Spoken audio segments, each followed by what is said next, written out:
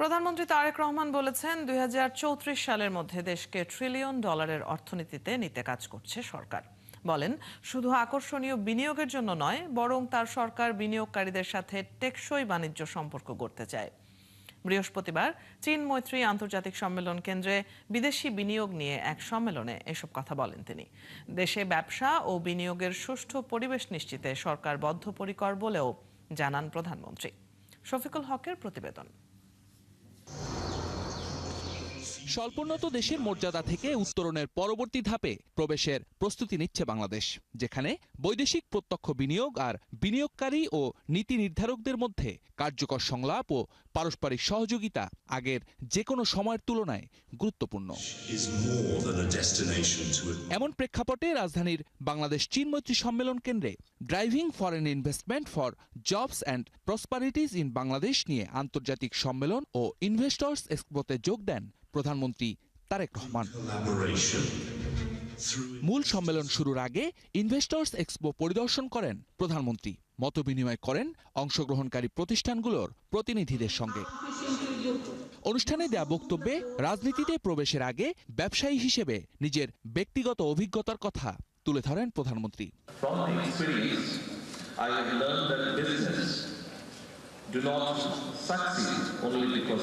আমার অভিজ্ঞতা থেকে আমি শিখেছি যে শুধুমাত্র উদ্যোক্তার যোগ্যতা বা রাজনৈতিক প্রতিশ্রুতির কারণে ব্যবসা সফল হয় না। প্রবৃদ্ধি সমর্থনকারী সরকারের নীতির কারণেও এটি আংশিকভাবে সফল হয়। বিনিয়োগকারী স্থানীয় উদ্যোক্তা কিংবা বিদেশি যেই হন না কেন, সরকার তার পাশে থাকবে বলেও প্রতিশ্রুতি দেন তারেক রহমান। দূরদর্শী বিএনপি সরকার চায় আপনাদের কোম্পানিগুলো বাংলাদেশে বিনিয়োগ সম্প্রসারণ করুক। আপনি স্থানীয় উদ্যোক্তা হন আর বিদেশি বিনিয়োগকারী। যখন আপনি বাংলাদেশে বিনিয়োগ করবেন, আমাদের সরকারও তার সময়, সমর্থন এবং নীতির মাধ্যমে আপনার উপর বিনিয়োগ করবে। ইনশাআল্লাহ এই প্রতিশ্রুতি আমরা রক্ষা করব। অনেক প্রতিবন্ধকতার মধ্যেও উল্লেখযোগ্য শক্তি রয়েছে উল্লেখ করে সম্মিলিতভাবে বাংলাদেশকে টেকসই সমৃদ্ধির জন্য প্রস্তুত করবে বলেও আশা করেন প্রধানমন্ত্রী।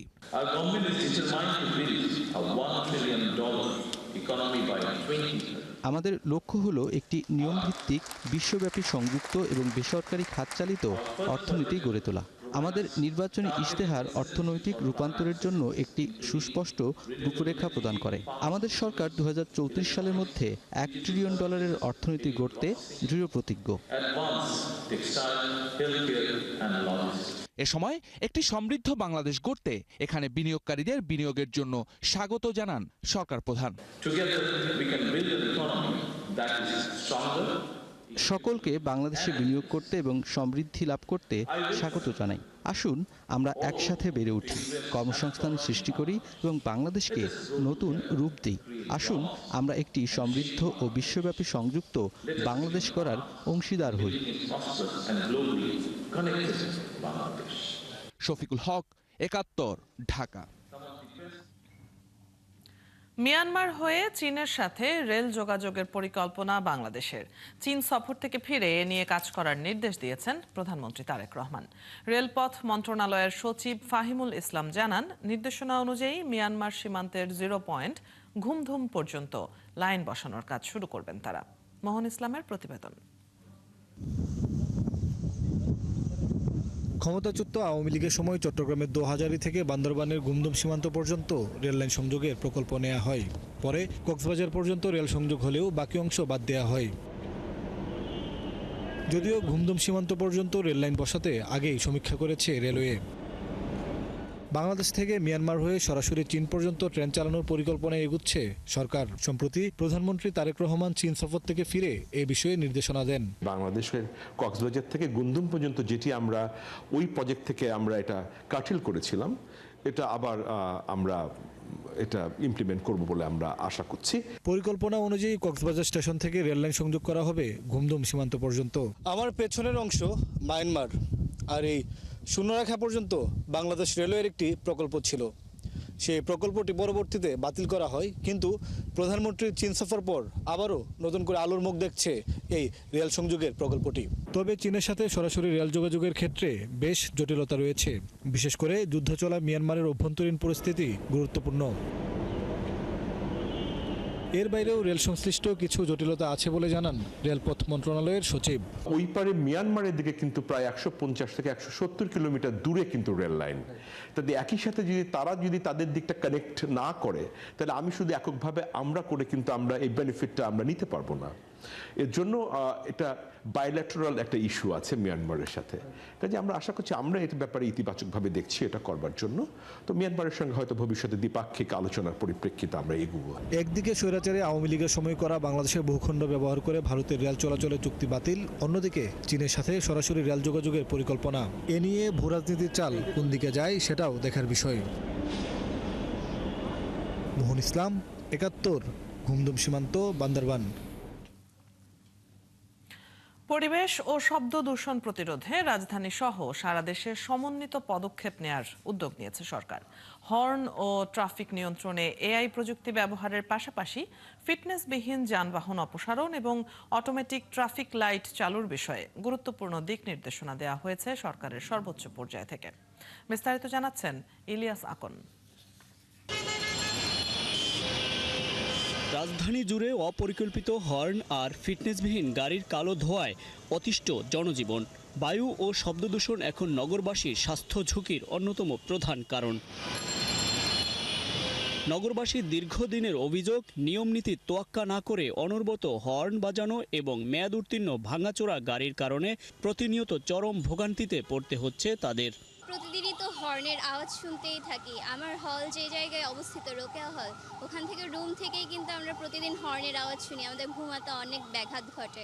প্লাস আমি এই যে এখন টিউশন থেকে আসতেছি, আমার মাথা ধরছে এই হর্নের জন্য। বিদেশে দেখা যায় যে শব্দ দূষণ নেই, সেই কারণে মানুষ অর্ধেক সুস্থ, এবং বাংলাদেশের মানুষের থেকে গড়ায়ও বিদেশের মানুষের বেশি। সেটার কারণ হচ্ছে মেন্টাল হেলথ। অতিরিক্ত শব্দ, তারপরে হর্ন, এগুলো আসলে কানে অনেকটাই পীড়া দেয়। তারপর আপনি বেশ কিছুক্ষণ হর্নের শব্দ শুনলে আপনি একটু সাময়িক বধিরতা এসবের অবস্থায় চলে আসে। হর্নের শব্দে পথচারীরা অতিষ্ঠ হলেও চালকরা বলছে সড়কে শৃঙ্খলা না থাকায় বাধ্য হয়ে হর্ন বাজাতে হচ্ছে তাদের। রাস্তার মাঝখানে কানে হেডফোন দিয়ে মনে করেন যে আটে মোবাইল টিপায়, এই কারণে আমরা তো বেসিক্যালি হর্নটা ইউজ করি আমাদের ক্ষেত্রে যখন অতিরিক্ত যানজট থাকে বা অতিরিক্ত কাকে ওভারটেক করার জন্য। সঠিকভাবে যদি আপনার গাড়ি চালান বা বাইক চালান, হর্ন দেওয়ার কিন্তু প্রয়োজন হয় না। সামনে যে পথচারী থাকে হর্ন না দিতে হয়, সে তো বুঝতেছে না পিছনে গাড়ি আছে, এই জন্য হর্ন দিতে হয়। আমাদের হর্ন আছে, আইডেন্টি না, এমনি হর্ন আছে। এমন পরিস্থিতিতে বায়ু ও শব্দ দূষণ নিয়ন্ত্রণে প্রধানমন্ত্রীর কার্যালয়ে একটি উচ্চ পর্যায়ে বৈঠক অনুষ্ঠিত হয়। বৈঠকে সভাপতিত্ব করেন প্রধানমন্ত্রী তারেক রহমান। এ সময় তিনি অটোমেটিক ট্রাফিক লাইট স্থাপন, এআই বা কৃত্রিম বুদ্ধিমত্তা নির্ভর দিয়ে ট্রাফিক ও হর্ন নিয়ন্ত্রণ এবং ফিটনেসবিহীন যানবাহন অপসারণের বিষয়ে গুরুত্বপূর্ণ দিক নির্দেশনা দেন।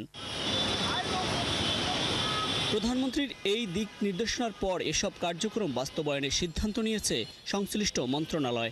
বিশেষ করে শব্দ দূষণ ও বায়ু দূষণ নিয়ন্ত্রণে প্রযুক্তিভিত্তিক এসব পদক্ষেপ কিভাবে মাঠ পর্যায়ে প্রয়োগ করা হবে তা নিয়ে পরিবেশ মন্ত্রণালয় কাজ শুরু করেছে। গাড়ির নেম প্লেট সহ ক্যাপচার করতে পারবে সেই ধরনের টেকনোলজি আছে, সেটা উনি বলেছেন যে আপনারা পাইলট প্রজেক্ট হিসেবে করেন, যদি সাকসেসফুল হয় আমরা এটাকে আরও বেশি বৃদ্ধি করব। বাট যেহেতু পৃথিবীতে আসলে শব্দ দূষণের দেশের সংখ্যা খুবই কম, এই জন্য প্রযুক্তিটা এত বেশি অ্যাভেলেবেল নাই, এই জন্য একটু এক্সপেন্সিভ। প্রত্যেকটা মানুষের মেজাজ খারাপ থাকে, রাস্তাঘাটে প্রতিনিয়ত হাতাহাতি মারামারি হচ্ছে, এটার মূল কারণ কিন্তু শব্দ দূষণ।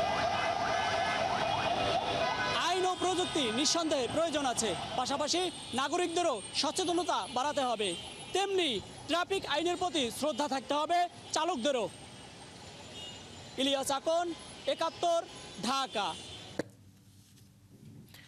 এক মাসেই ব্যাংকের বাইরে মানুষের হাতে থাকা নগদ টাকা বেড়েছে প্রায় 50,000 কোটি, যা উঠে এসেছে বাংলাদেশ ব্যাংকের প্রতিবেদনে। একই সময়ে একই পরিমাণ বেড়েছে কেন্দ্রীয় ব্যাংকের রিজার্ভ মানির পরিমাণও। মূলত ব্যাংক খাতের ওপর আস্থাহীনতা আর চড়া মূল্যস্ফীতির কারণে এই প্রবণতা বলে মনে করেন খাত সংশ্লিষ্টরা। বিস্তারিত জানাচ্ছেন আব্দুল জাহের আনাস।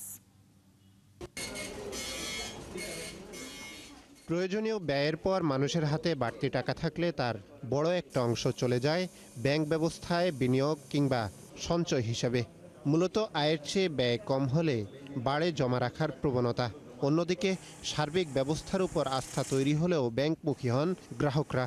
কিন্তু এক্ষেত্রে উল্টো চিত্র ধরা পড়েছে মে মাসের পরিসংখ্যানে। কেন্দ্রীয় ব্যাংকের প্রতিবেদনে বলা হয়, এপ্রিল মাসে ব্যাংকের বাইরে মানুষের হাতে নগদ অর্থের পরিমাণ ছিল ৩ লাখ কোটি টাকা, কিন্তু মাত্র এক মাসের ব্যবধানে তা বেড়ে দাঁড়িয়েছে ৩.৫ লাখ কোটিতে। অর্থাৎ এই সময়ে প্রায় ৫০,০০০ কোটি টাকা চলে যায় মানুষের হাতে। ফলে এই পরিমাণ অর্থ কমেছে ব্যাংক ব্যবস্থায়, যাকে কিছুটা হলেও দুশ্চিন্তার কারণ হিসেবে দেখছেন বিশ্লেষকরা। কোরবানির Eid was probably the main reason. Islami bank may have contributed about 4 থেকে 10,000 কোটিও হতে পারে। অবশ্য পরে পরিস্থিতি স্টেবল হলে এটা আবার মানুষের আবার জমা দিয়ে দেওয়ার কথা। ব্যাংকিং সিস্টেমের উপর আস্থার এখনো আমি পুরোপুরি অভাব বলবো না, বাট কতগুলো ভালো ব্যাংক ছাড়া বাকিগুলোর উপর তো মানুষের সত্যি সত্যি কোনো আস্থা নেই, তাই না? অনেকগুলো NBFI বন্ধ হয়ে গেছে এবং চললেও বন্ধের মতোই। তারা নতুন করে কারো টাকা ফেরত দিতে পারছে না, ব্যাংকগুলো পারছে না। শুধু মানুষের হাতে নগদ অর্থই নয়, একই সময়ে বেড়েছে রিজার্ভ মানি বা কেন্দ্রীয় ব্যাংকের বাজারে অর্থ ছাড়ার প্রবণতা। প্রতিবেদন বলছে, এপ্রিল মাসে রিজার্ভ মানি ছিল 4,35,000 কোটি টাকা, মে মাসে তা বেড়ে দাঁড়িয়েছে 4,85,000 কোটির উপরে।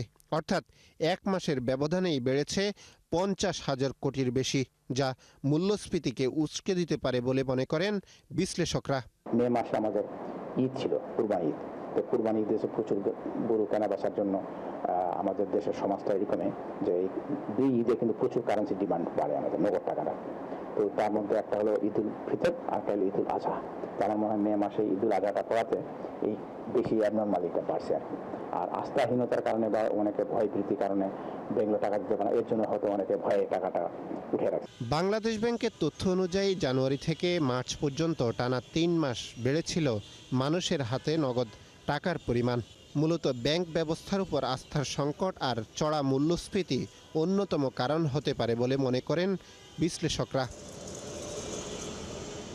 আব্দুল জাহের আনাস, ৭১, ঢাকা। সাতক্ষীরা 4 আসনের সংসদ সদস্য গাজী নজরুল ইসলামকে তার দল জামায়াতে ইসলামী বহিষ্কার করলেও এখনই সংসদ সদস্য পদ বাতিল হচ্ছে না বলে জানিয়েছে নির্বাচন কমিশন। শুধু দলের বহিষ্কারের ভিত্তিতে এমপি পদ নিয়ে ইসি সিদ্ধান্ত নেবে না বলেও জানান তিনি। ইসি বলেন, সংসদ থেকে নির্বাচন কমিশনে বিষয়টি পাঠানো হলে উভয় পক্ষের বক্তব্য শুনে সংবিধান ও আইন অনুযায়ী সিদ্ধান্ত নেওয়া হবে। ফারজানা আক্তারের প্রতিবেদন।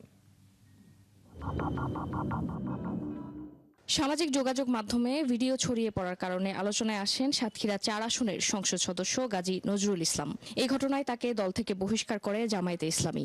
এরপর তার সংসদ সদস্য পদ নিয়ে উঠেছে প্রশ্ন।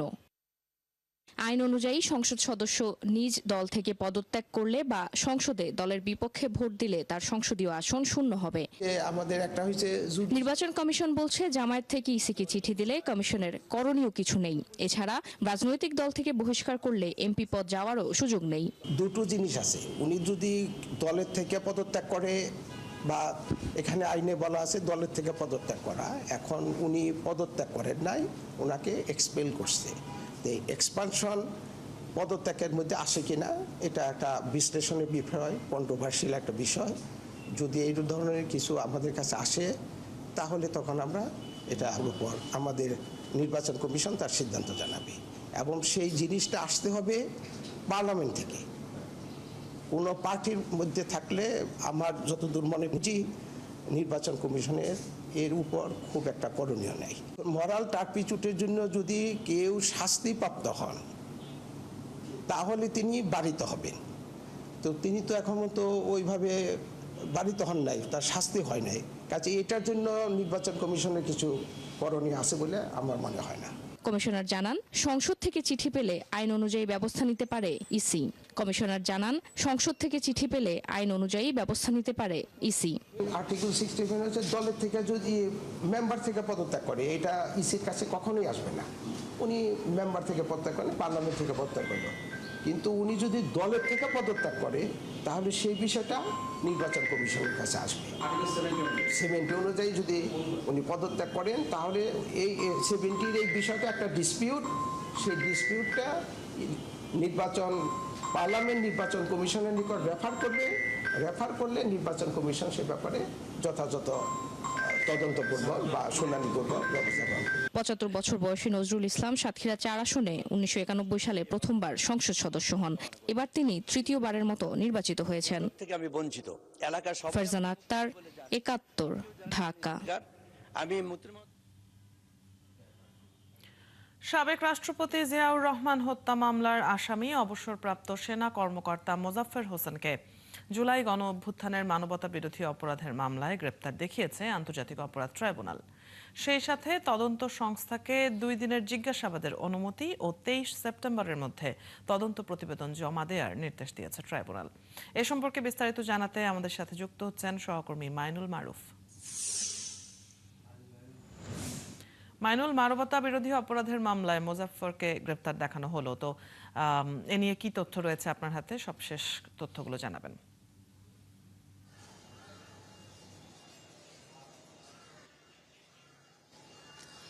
শহীদ প্রেসিডেন্ট জিয়াউর রহমানের যে হত্যা মামলা যে আসামি মোজাফফর, তাকে কিন্তু গত কয়েকদিন আগে গ্রেপ্তার করা হয় এবং গ্রেপ্তারের পর তাকে সেনা হেফাজতে রাখা হয়েছিল। যেহেতু তার যে হত্যাকাণ্ডের অভিযোগে তিনি অভিযুক্ত ছিলেন, সেই হত্যাকাণ্ডের বিচার যে সেনা আইনে হওয়ার কথা। তবে মানবতা বিরোধী অপরাধের সংশ্লিষ্টতা খুঁজে পায় প্রসিকিউশন যখন তার ফোন কলের ফোন লিস্ট ঘাটাঘাটি করে, এবং চিফ প্রসিকিউটর কিছুক্ষণ আগে কিন্তু কথা বলছিলেন এই নিয়ে। তিনি বলছিলেন যে এই মোজাফফর যে আওয়ামী লীগ সরকারের সময় এমন গুরুত্বপূর্ণ একটি মামলার আসামি হওয়া সত্ত্বেও বারবার দেশে এসেছেন, ভারতে গিয়েছেন, আবার এসেছেন। জুলাই অভ্যুত্থানের সময় তিনি নিয়মিত সরকারের সাথে যোগাযোগ রেখেছেন।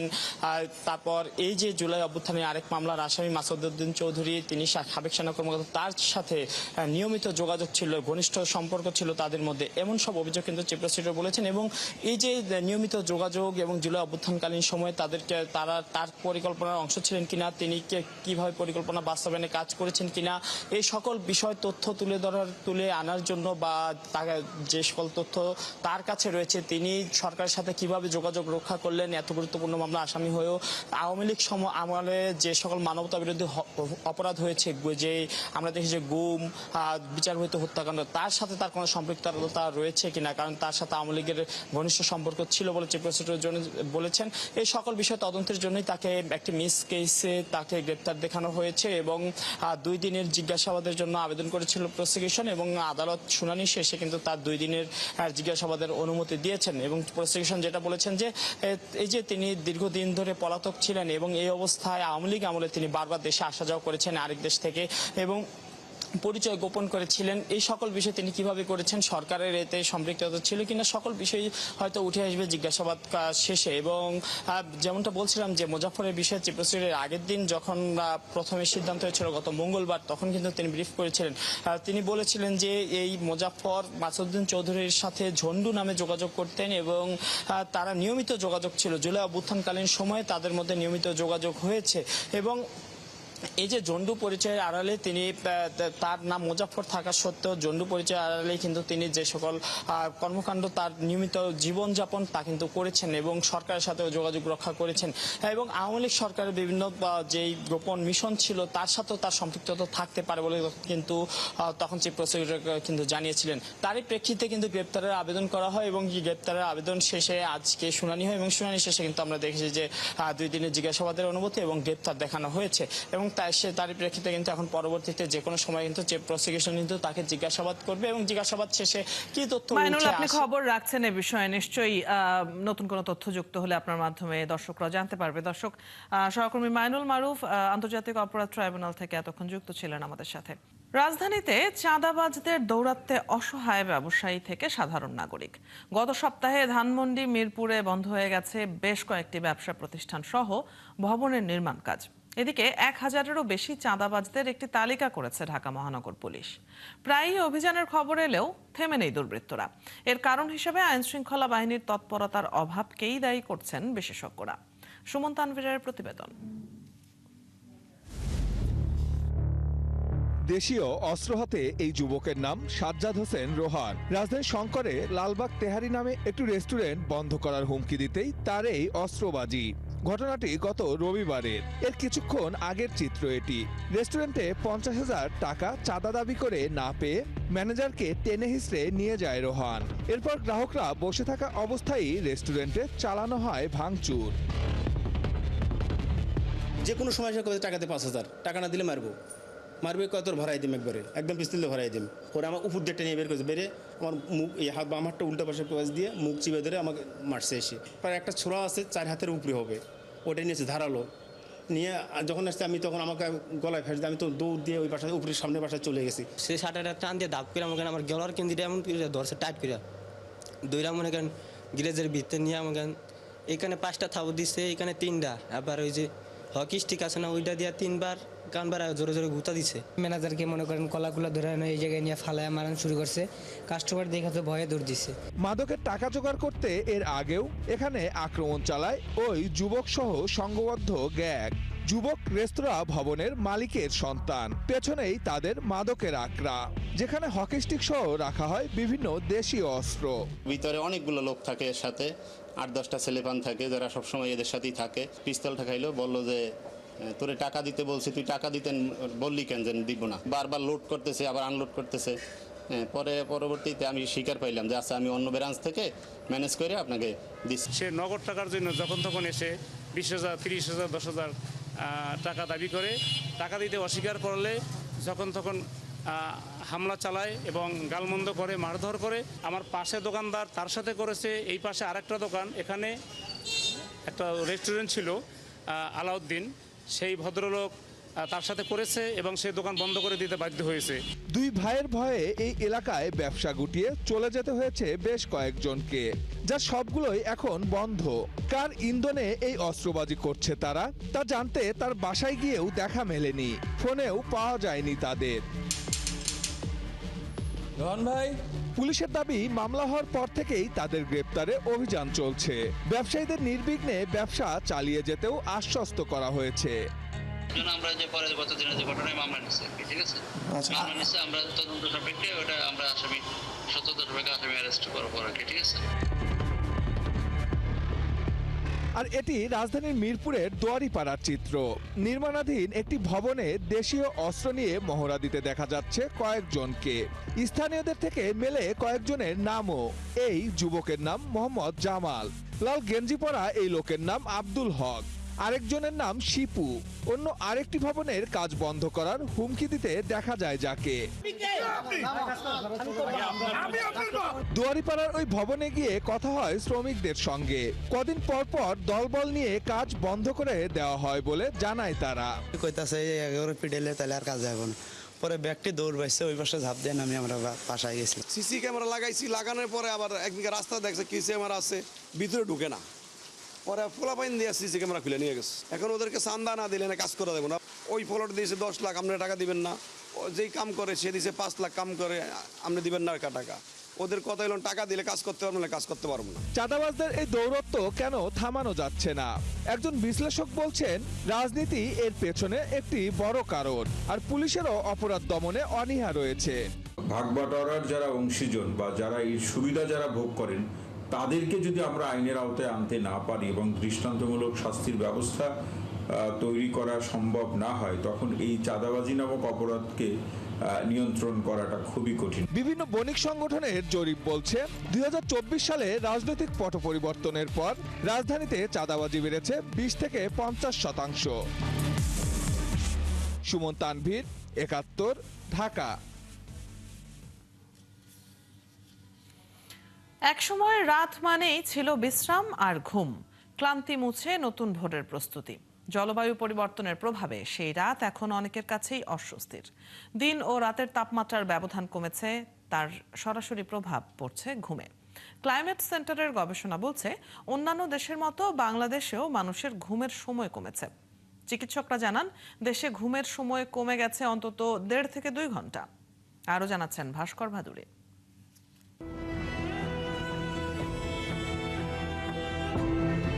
রাত গভীর হলেও ঘুম আসছে না, এলেও বারবার তা ভেঙে যাচ্ছে।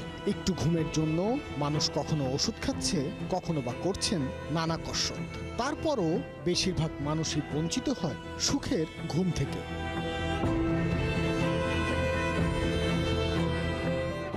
ক্লাইমেট সেন্ট্রালের সাম্প্রতিক গবেষণায় উঠে এসেছে উদ্বেগজনক তথ্য। পৃথিবীর 1338টি শহরের ওপর গবেষণা শেষে প্রতিষ্ঠানটি জানায় বাংলাদেশের মানুষ বছরে 72 থেকে 84 ঘন্টা পর্যন্ত কম ঘুমাচ্ছে। জলবায়ু পরিবর্তন ও পরিবেশ বিপর্যয়ের কারণে দিন ও রাতের তাপমাত্রা প্রায় সমান হয়ে যাচ্ছে, তাই ব্যাঘাত ঘটছে ঘুমের। এই গবেষণায় দেখা যায় বাংলাদেশে সবথেকে বেশি ঘুমের সমস্যার মধ্যে দিয়ে সময় পার করছেন চট্টগ্রাম অঞ্চলের মানুষ। বছরে তাদের 84 ঘন্টা ঘুম কম হয়। এরপরেই আছে খুলনা, সেখানে বছরে 79 ঘন্টা ঘুম হারাচ্ছে মানুষ। তারপরই প্রাণের শহর ঢাকায় বছরে 76 ঘন্টা ঘুম হারাচ্ছে রাজধানীবাসী। প্রায় একই পরিস্থিতি রাজশাহী আর গাজীপুরেও। এই দুই শহরে 76 ও 74 ঘন্টা ঘুম হারিয়ে যাচ্ছে মানুষের কাছ থেকে। রাজধানী ঢাকার বিভিন্ন এলাকার পরিস্থিতিও প্রায় একই। মিরপুরের মানুষের বছরে ঘুম চুরি হচ্ছে 77 ঘন্টা, একই পরিসংখ্যান পল্লবীরও। আর বিভিন্ন কারণে আলোচিত মোহাম্মদপুরের অধিবাসীদের ঘুম হারাচ্ছে 73 ঘন্টা। এই গবেষণায় সামগ্রিক চিত্র উঠে আসেনি বলে মনে করছেন পরিবেশবিদেরা। নিম্ন আয়ের এই মার্জিনাল পিপলদের ক্ষেত্রে এইটি যদি আলাদা করে একটা জরিপ করা হয়, সেটি আরও কয়েক গুণ বৃদ্ধি পাবে, কারণ তারা আসলেই রাত্রে ঘুমাতে পারে না। এপ্রিল মাস থেকেই শুরু হয়ে যায় এই নিদ্রাহীন দিনগুলো, এবং এটি কখনো কখনো অক্টোবর মাস পর্যন্ত প্রলঙ্গেট হয়, 5-6 মাস পর্যন্ত এটি হয়। তাহলে 180 দিনের বেশি দিনেই এই ধরনের কম বেশি এটি ঘটনা ঘটছে। চিকিৎসকেরা জানান সাধারণত 1.5 থেকে 2 ঘন্টা ঘুম কম হয় বাংলাদেশের মানুষের। এর সাথে জলবায়ু পরিবর্তনের কারণে আরও 11% কমে গেছে ঘুমের পরিমাণ।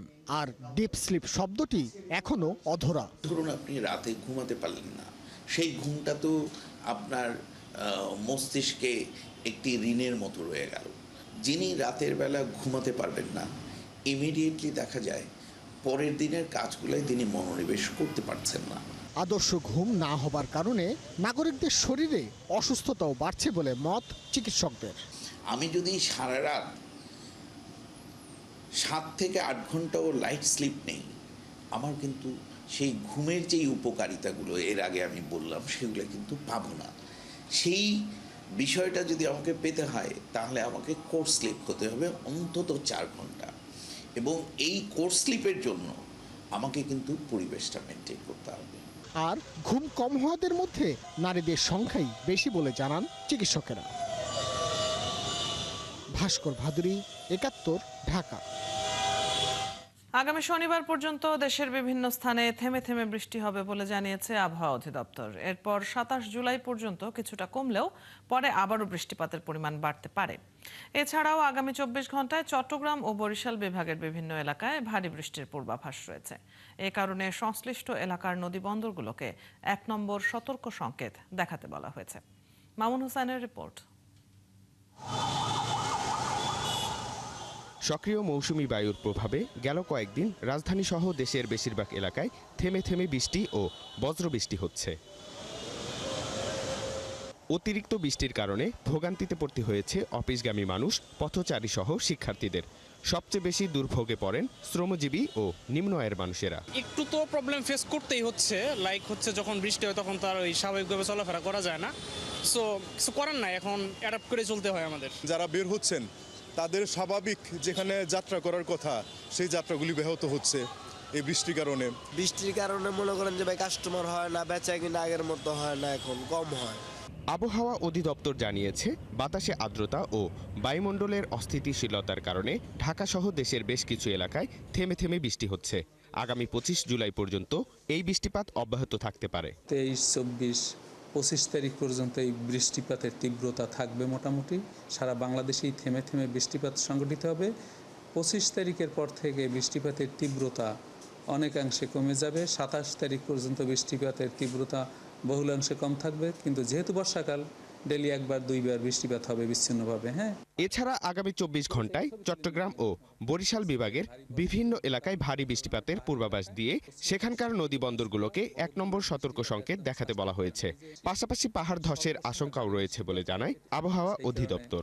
এইসব অঞ্চলের অভ্যন্তরীণ নদী বন্দরে যেহেতু অনেক নৌযান চলাচল করে, সে কারণে তারা অস্থায়ীভাবে দমকা বাতাস বা ঝোড়ো হওয়ার সম্মুখীন হতে পারে। সেই কারণে খুলনা, বরিশাল, পটুয়াখালী, নোয়াখালী, কুমিল্লা, চট্টগ্রাম, কক্সবাজার এবং সিলেট এই অঞ্চলের নদীবন্দরকে 1 নম্বর সতর্কতা সংকেত দেখিয়ে যেতে বলা হয়েছে।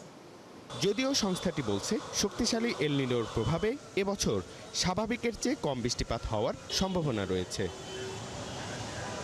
মামুন হুসাইন, ৭১, ঢাকা। গণসংগীত শিল্পী ফকির আলমগীরের মৃত্যুবার্ষিকী আজ। করোনায় আক্রান্ত হয়ে তিনি ২০২১ সালের ২৩ জুলাই মারা যান। সঙ্গীতের ক্ষেত্রে বিশেষ অবদানের জন্য ২১ পদক পেয়েছেন। ফকির আলমগীরের বর্ণাঢ্য ক্যারিয়ারের এক ঝলক দেখে নেব আফান মেতুলের প্রতিবেদনে। ফকির আলমগীর বাংলাদেশের সব ঐতিহাসিক আন্দোলনে তিনি তার গান দিয়ে মানুষকে উজ্জীবিত করার চেষ্টা করেছেন। ১৯৫০ সালের ২১ ফেব্রুয়ারি ফরিদপুর জেলার ভাঙ্গা থানার কালামৃদা গ্রামে জন্মগ্রহণ করেন। ৬০-এর দশক থেকে সঙ্গীত চর্চা করেছেন। গান গাওয়ার পাশাপাশি বংশী বাদক হিসেবেও তার খ্যাতি ছিল। গণ অভ্যুত্থান, ৭১-এর মুক্তিযুদ্ধ ও ৯০-এর সামরিক শাসন বিরোধী গণ আন্দোলনে তিনি সামিল হয়েছিলেন তার গান দিয়ে। যুদ্ধের অভিজ্ঞতা থেকে সঞ্চিত যন্ত্রণাকে প্রকাশ করার জন্যই দেশজ সঙ্গীতের সঙ্গে পাশ্চাত্য সুরের মেলবন্ধন ঘটিয়ে তিনি ও তার সময়ের কয়েকজন শিল্পী শুরু করেছিলেন প্রথম বাংলা পপ ধারার গান। বাংলা পপ গানের বিকাশেও তার রয়েছে বিশেষ অবদান। দীর্ঘ ক্যারিয়ারে ফকির আলমগীরের গাওয়া শান্তাহার জংশনে দেখা, বনমালী তুমি, কালো কালো মানুষের দেশে, মায়ের একধার দুধের দাম, আহারে কাল্লু মাতব্বর ও সখিনা সহ বেশ কিছু গান দারুণ জনপ্রিয়তা পায়। তার ও সখিনা গানটি এখনও মানুষের মুখে মুখে ফেরে। ১৯৮২ সালের বিটিভির আনন্দমেলা অনুষ্ঠানে গানটি প্রচারের পর দর্শকদের মধ্যে বেশ সাড়া ফেলে। কণ্ঠ দেওয়ার পাশাপাশি গানটি শুরু করেছেন ফকির আলমগীর। ঢাকা বিশ্ববিদ্যালয়ের গণযোগাযোগ ও সাংবাদিকতা বিভাগ থেকে স্নাতকোত্তর করা ফকির আলমগীর গানের পাশাপাশি নিয়মিত লেখালেখিও করেন। মুক্তিযুদ্ধের স্মৃতি ও বিজয়ের গান, গণসঙ্গীতের অতীত ও বর্তমান, আমার কথা, যারা আছেন, হৃদয় পটে সহ বেশ কয়েকটি বই প্রকাশিত হয়েছে তার। সঙ্গীতের ক্ষেত্রে বিশেষ অবদানের জন্য ২১ পদক পেয়েছেন ফকির আলমগীর। তার গানের মাধ্যমেই তিনি বেঁচে আছেন শ্রোতাদের হৃদয়ে। আফান মিতুল, ৭১।